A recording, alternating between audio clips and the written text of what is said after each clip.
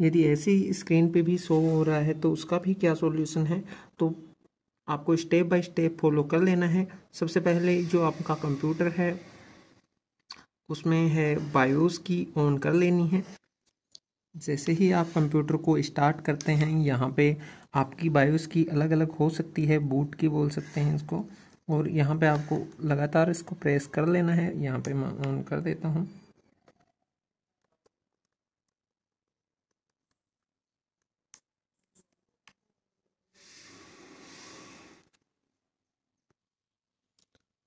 यहाँ पे सबसे पहले पावर को ऑन कर लेना है। उसके बाद में यहाँ पे मेरे पास डेल का लैपटॉप है तो मैं यहाँ पे F2 प्रेस कर देता हूँ। तो यहाँ पे लगातार प्रेस कर देना है। उसके बाद में यहाँ पे सबसे पहले इंफॉर्मेशन में चेक कर लेना है कि आपकी जो हार्ड डिस्क है वो प्रॉपरली लगी हुई है या नहीं। यहाँ पे इंफॉर्मेशन में जाना है सबसे पहले, और जो सिस्टम इंफॉर्मेशन है उस वहाँ पे जाने के बाद में यहाँ पे आपको नीचे आ जाना है, इसको साइड में यहाँ से कर लेना है। जैसे ही आप यहाँ पे करोगे तो नीचे आपको देखो यहाँ पे दिखाई देगा प्राइमरी HDD 256 GB।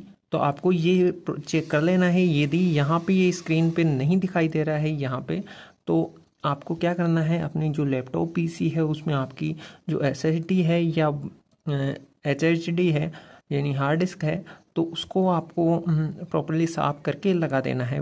उसके बाद में डायरेक्टली आपका है जो लैपटॉप या कंप्यूटर ऑन हो जाएगा। फिर भी यदि आपका कंप्यूटर लैपटॉप ऐसे लगी हुई है, ऑन नहीं हो रहा है, तो क्या सॉल्यूशन है। सबसे पहले बूट सीक्वेंस में जाना है। यहाँ पे UEFI मोड दिखाई दे रहा है, तो आपको नीचे और आ जाना है एडवांस मोड पे। यहाँ पे UEFI मोड पे है, और यहाँ पे सिक्योर बूट पे आ जाना है। सिक्योर बूट पे जैसे ही क्लिक करोगे, यहाँ पे सिक्योर बूट को यहाँ पे अनटिक कर देना है। अनटिक करने के बाद में यहाँ पे ओके यस कर देना है। उसके बाद में ये यदि आपके स्क्रीन पे दिखा रहा है, इसको ऐसे ही रखे रहना है। और उसके बाद में यहाँ पे जो डेट दिखाई दे रही है वो भी ऐसे कैसे रखनी है। सिस्टम कॉन्फ़िगरेशन पे क्लिक करना है। सिस्टम कॉन्फ़िगरेशन पे जैसे ही क्लिक करोगे, आपके यहाँ पे साटा दिखाई देगा, साटा पे क्लिक करना है। और साटा पे यदि आपकी ये चीज़ें दिखाई दे रही हैं, डिसेबल AHI और रेड ऑन, यदि किसी लैपटॉप में AHI दिखाती है तो AHI पे क्लिक कर देना है, और यदि आपकी रेड ऑन दिखाई दे रहा है तो रेड ऑन पे ही क्लिक करना है। उसके बाद में आपको है डेट और टाइम भी चेक करना है। डेट और टाइम आपका प्रॉपरली सही होना चाहिए। और UEFI मोड है वो आपको ऑलवेज कर देना है। यहाँ पे अनेबल एडवांस बूट में आपको करना है अनेबल। और उसके बाद में यहाँ पे बूट सीक्वेंस पे आ जाना है। बूट सीक्वेंस में यहाँ पे UEFI मोड दिखाई दे रहा है, तो वेट कर लेना है। विंडो मैनेजर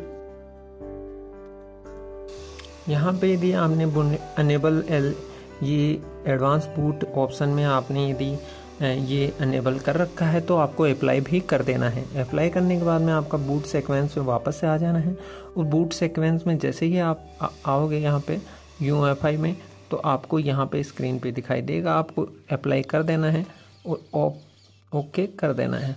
उसके बाद में एग्जिट पे क्लिक कर देना है। आपका जो लैपटॉप है वो यहाँ पे ऑन हो जाएगा। वेट कर लेना है थोड़ी देर।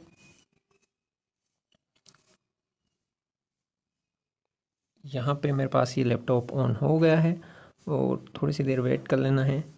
यहाँ पे मेरी जो PC है वो ऑन हो चुका है।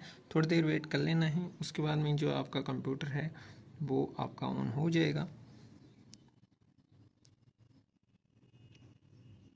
यहाँ पे थोड़ी देर टाइम लग सकता है, थोड़ा टाइम लग सकता है। तो उसके बाद में आपका है जो कंप्यूटर लैपटॉप ऑन हो जाएगा, यदि आपने ऐसे सेटिंग कर ली है।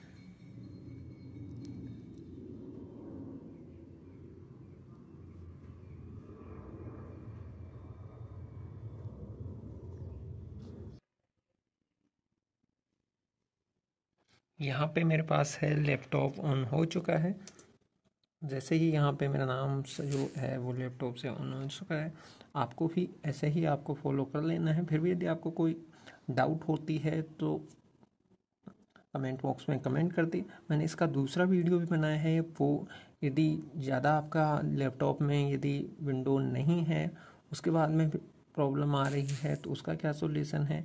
इसका 2-3 तरीके से इसका सॉल्यूशन होता है। यदि ये काम नहीं करता वर्क तो आपको डिस्क्रिप्शन में दूसरा वीडियो मिल जाएगा, उसके ज़रिए आप कर सकते हैं। Thank you. जय हिंद, जय भारत, वंदे मातरम।